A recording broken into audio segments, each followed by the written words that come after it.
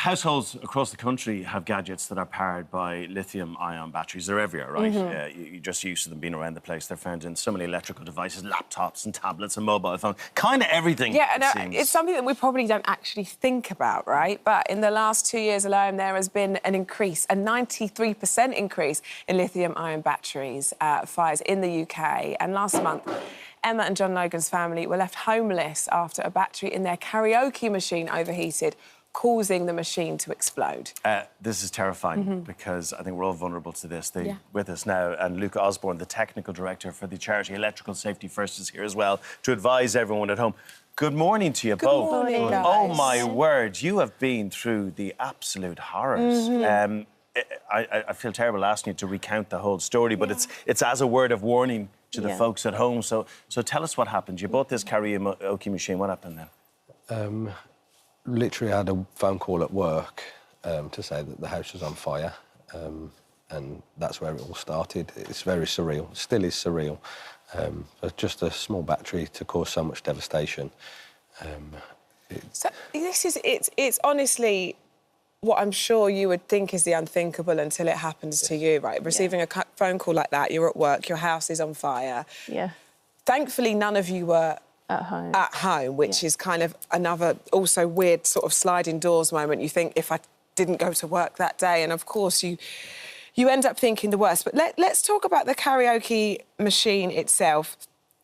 It was a present for your daughters, is that right? We brought it in for Christmas. And how often was the machine used?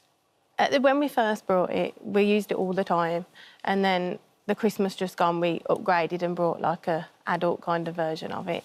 So that it kind of just got put away under my daughter's bed. And right, so the machine itself isn't the one that you were actually using. It was a machine that was actually just stored hidden away because you wasn't using it. Yeah, no, it's just under my daughter's bed, stored away. So you've just done what we all do. You're not using it under a bed in the attic, well, you don't stashed think away. about it. Yeah. How long had it been there? Since November, the beginning of November, it was last used. Kind of forgotten about. Yeah.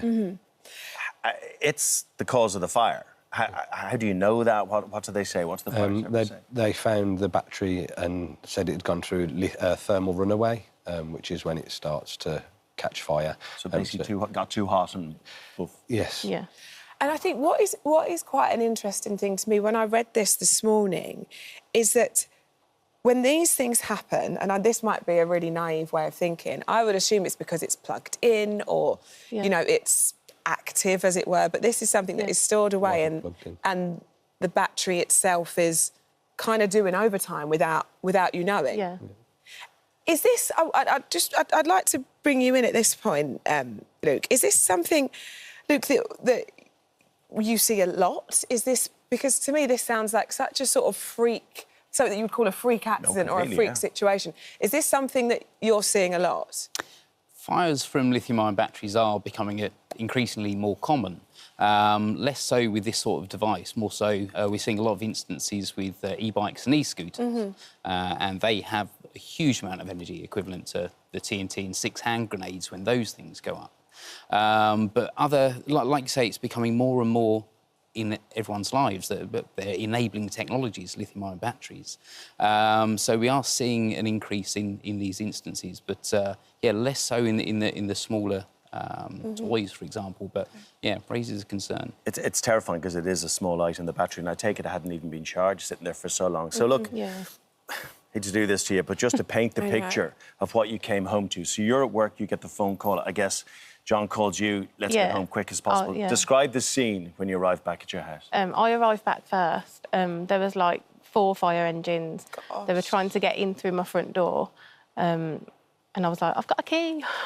But my key wouldn't work because they'd obviously been bashing it. So they ended up cutting a big hole in my front door to get in. There was all flames coming out of my roof. And, the first thing was like, my dogs are in there, get my dogs out. But luckily they were in the kitchen because they get locked in the kitchen when we go out. So they managed to get around the back and get the dogs out, so... You did lose one pet, though. Yeah. Which I know your kids are heartbroken about. Yeah. God, a little rabbit. Oh, it's so tough on them. I mean, look, could have been so much worse. No, it could have. Yeah. The other thing you can't replace, I guess, are photographs, family mementos, those kind of things. Did you lose a lot of that stuff? Because it was my daughter's bedroom, she lost everything of hers, but around the outside was all our loft space. So that was our memories from everything, really, and everything was gone. And we can see those images there, and it is absolutely devastating. And I suppose, for me, what really sort of hits home as a mother, as a parent, is that feeling, and I can only imagine of how that felt, knowing that that was under your daughter's bed. Yeah. And knowing now, after the fact, that that could have looked very, very different. And I suppose when you... 100%, It must just feel like... It's almost otherworldly, isn't it? Yeah. Thank God we were all out. Absolutely that. And you know what we've done, though? The nation now is terrified, and people at home, Luke, are looking through their house for every single battery they have. So, first of all, they have to be careful. Can you give advice to people at home who are currently going, what have I got? What's under the beds? What's in the attic? Yeah, exactly. I mean, like we mentioned there, everything we've got at the moment, most of your devices and most of the batteries within them will be inherently sound. But we urge people, I mean, safety starts where you shop. You've got to make sure that you buy from a reputable retailer or a reputable manufacturer, people that you trust. We do find issues with problems being sold by third-party retailers through online marketplaces. OK, I'm actually going to stop you. Do most batteries have a safety device in there that stops this happening? Is that what you're saying? Have you... Most devices, the charger and the battery combination will make sure that it shouldn't overcharge. So we would always advise people to make sure they use the original charger that comes with the device. Or the charger from the brand, rather than exactly. external company. Consult the manufacturer. If you lose or you damage your charger, make sure that you've got the right device. But John and Emma's wasn't even plugged in. This is scary. That's so talk us through that. If a battery becomes damaged, it's possible that it could have become damaged. It could have been a manufacturing defect that was in there. But if someone notices that their battery is swelling, so it's deformed, or if there's signs of scorch marks on the device, stop using it. If people start to notice what looks like white smoke coming out of anything, it's too late. Get that device out of your property at that point. There's very little you'll be able to do to combat that. And sorry, do you get the device out or do you get out? Because if it's, I mean, it's an explosion. Sorry, yeah. I meant, I meant get yourself out of the property. Yes. Yeah. And I just want to go back to you both, John and Emma.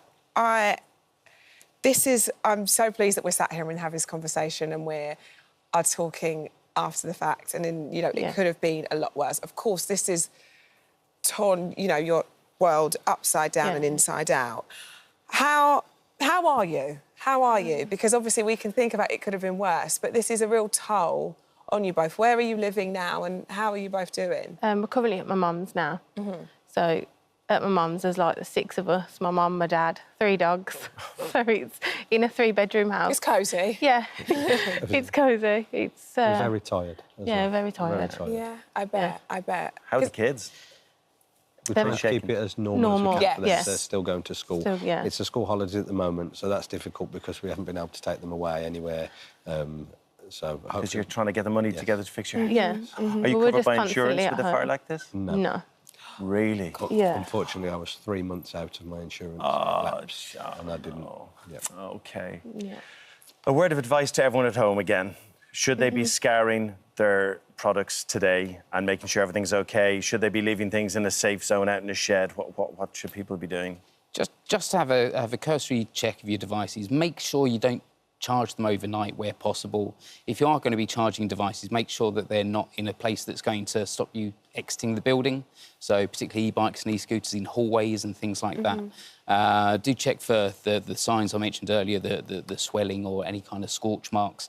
Most of your devices will be safe, but do be careful. And always use trusted and reputable retailers. Thank you very much. And I know this isn't easy, so thank you for sitting here and talking about this. And we wish you all the best of luck. And I'm so thankful for you both that you're sat here to tell us your story. You've helped a lot of people today, all 3 of you. So thanks so much. Thank you. Thank you so much for visiting our This Morning YouTube channel. We upload new content every single day, so go ahead and hit that subscribe button, and we'll see you in the morning.